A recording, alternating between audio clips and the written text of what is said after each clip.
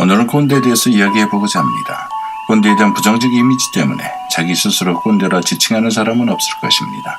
주변에서 나를 멀리하고자 하는 사람이 많아지면 내가 꼰대 짓을 하지 않았나 한번 되짚어봐야 할 것입니다. 표준국어대사전에 따르면 꼰대는 은어로 늙은이를 일컫는 말이자 학생들 은어로 선생님을 일컫는 말이라고 정의하고 있습니다.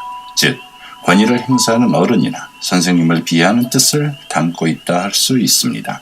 최근에 기성세대 중 자신의 경험을 일반화해서 자신보다 지위가 낮거나 나이가 어린 사람에게 일방적으로 강요하는 이른바 꼰대에서 파생된 꼰대질을 하는 사람을 가리키는 의미로도 사용되고 있습니다.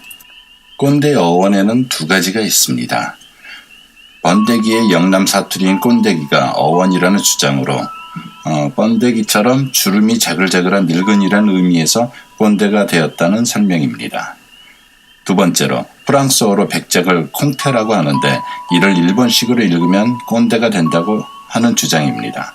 일제강점기 당시 이완용 등 친일파들이 백작, 자작과 같은 자기를 수여받으면서 스스로를 콩테라고 불렀는데 이를 비웃는 사람들이 일본식 발음으로 꼰대라 불렀다고 합니다. 즉 이완용 꼰대라 부르는 것에서 꼰대라는 말이 시작되었고 친일파들의 매국노짓을 꼰대짓이라 했다는 것입니다. 우리나라에선 갈수록 세대 간의 골이 깊어지고 있습니다. 궁핍의 세대에서 풍요를 이룬 세대와 현재 곤궁한 세대의 환경 차이 때문일 수도 있고 이전 세대의 업적을 부정하는 사람들이 세대 갈등을 조장한 탓일 수도 있습니다. 그러나 무엇보다 마음이 젊은 어른이 적은 것이 가장 큰 원인이라 생각합니다. 어른들이 꼰대로 매도되고 있는 것도 사실이지만 꼰대들이 많은 것도 사실이니까요. 저부터도 꼰대가 아닌가 생각하면 부정하기 힘들 것 같습니다. 꼰대는 소구어여서 언론에서 피해야 할 용어지만 시도 때도 없이 등장합니다. 꼰대의 특징으로는 꼰대들은 나이를 따지는 나일리지로 무장돼 있고 육하 원칙에 따라 후, 내가 누군지 알아? what, 네가 뭘 안다고? where, 어딜 감히? when, 내 때는 말이야? how, 어떻게 그걸 나한테? why, 내가 그걸 왜? 육하 원칙에 사로잡혀 있는 사람들을 말합니다. 사람들이 왜 꼰대가 되는가를 생각해 봅니다.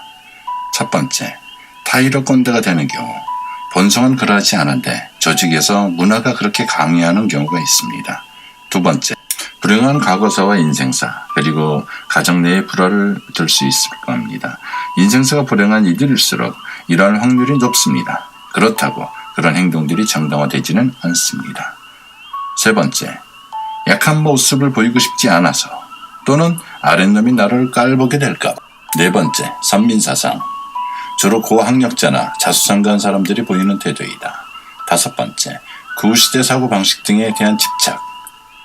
구시대적 사고방식에 빠져 아랫사람들을 보면 얘기 같다 하는 짓이 저게 뭐냐 욕을 하거나 불쾌감을 느끼는 경우가 많습니다.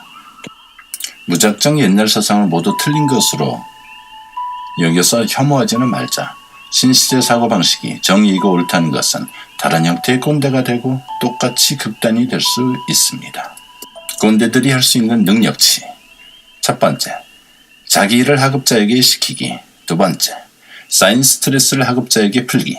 세 번째, 술 강요, 음주운전 강요. 네 번째, 상급자에게 절대 복종과 하급자에게 복종 강요.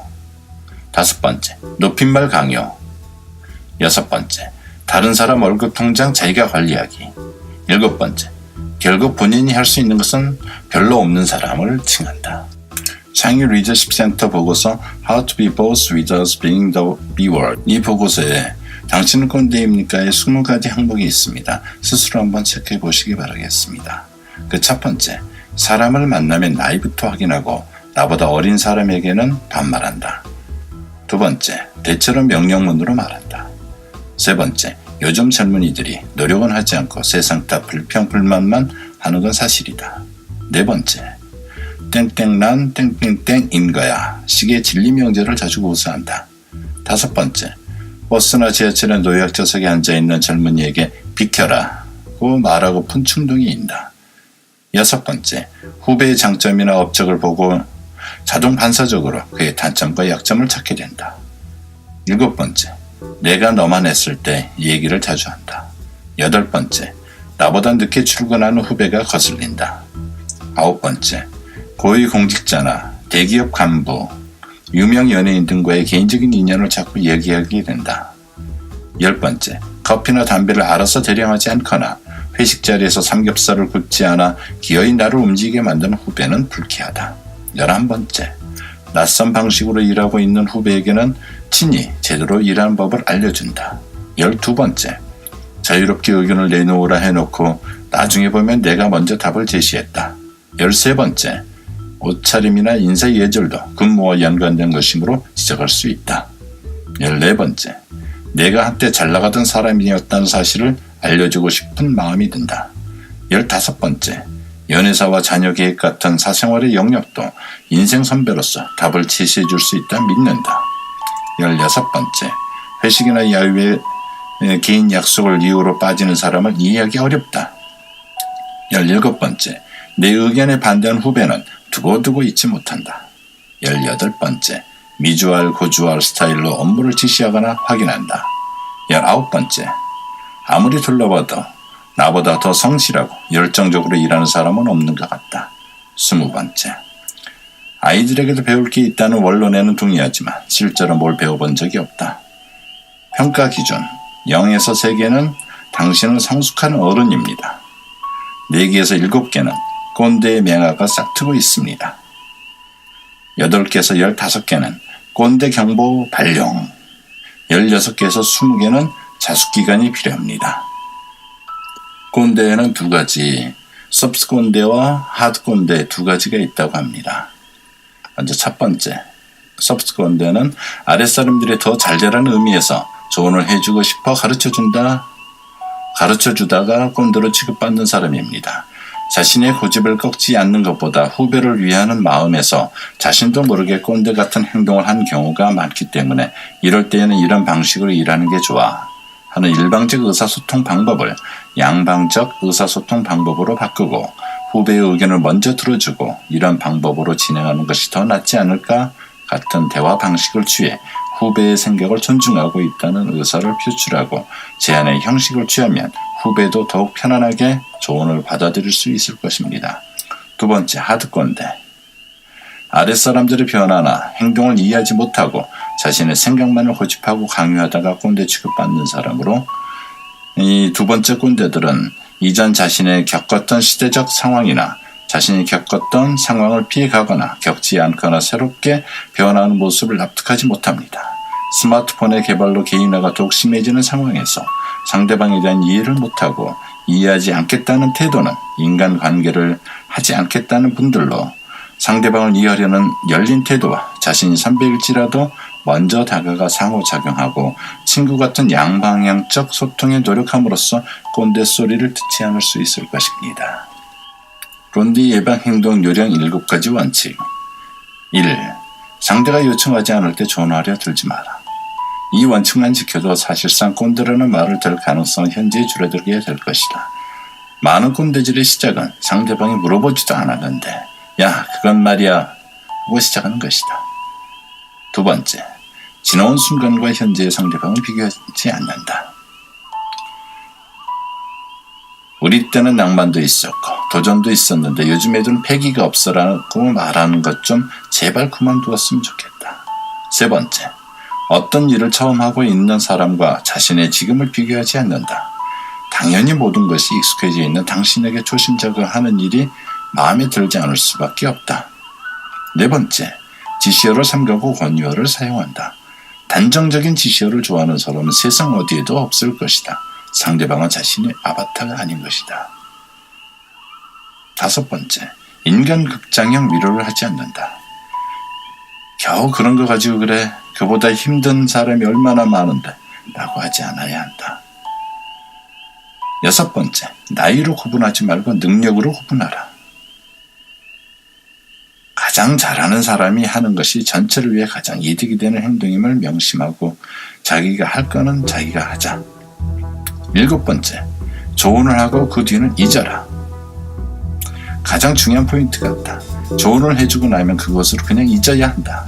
조언을 한 대로 하기를 바라지 마라. 자신은 모르지만 남들은 당신을 꼰대라 생각하고 있을지 모른다. 문제는 좋은가 꼰대질은 정말 백지장 한 장 차이라는 것이다. 나이가 많든 적든 누구나 꼰대가 될 수 있고 누구나 멋진 좋은 자로 남을 수 있다. 당신이 꼰대가 되지 않는 7가지 원칙 출처 한겨레 신문 북닷컴 이준행 개발자가 기고한 글입니다. 꼰대가 아니라 어른으로 남을 수 있는 10계명. 나이가 들면서 아래의 어른 10계명을 실천하는 사람이 많다면 세대 간의 간극도 좁혀지지 않을까 생각합니다. 첫 번째, 새로운 것을 배우기를 즐긴다. 두 번째, 3, 4, 1은 3번 생각하고 한 번 말한다. 생각하고 말합니다. 세 번째, 한쪽에 기울지 않고 균형을 갖추려고 노력한다. 네 번째, 어떤 일에 대해 쉽게 판단하지 않고 소문을 쉽게 믿지 않는다. 다섯 번째, 은은한 감정을 유지하고 화를 참을 줄 안다. 여섯 번째, 작은 일에 일희일비하지 않는다. 일곱 번째, 양보하는 미덕을 실천한다. 여덟 번째, 자신의 언행에 책임을 지고 잘못을 인정할 줄 안다. 아홉 번째, 남의 이야기를 잘 듣고 포용할 줄 안다. 열 번째, 매사 행동거지에 젊은이들에게 모범을 보인다.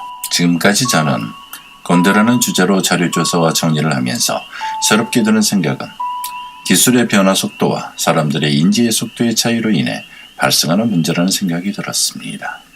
강물이 흘러가면 나로 빼는 강물의 흐름대로 가면 크게 힘들지 않게 더 큰 물로 나아갈 수 있습니다.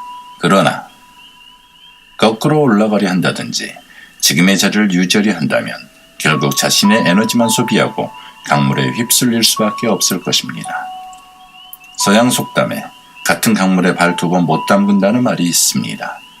시대의 변화, 즉 기술의 변화에 따른 삶의 양태 변화와 사람들의 인지 변화를 따라가고자 하는 사람이 되어야지 시대의 대물 취급받는 꼰대가 되는 것을 면할 수 있을 것이며 우리는 그러한 사람을 네오사피엔스라 부를 수 있을 것입니다.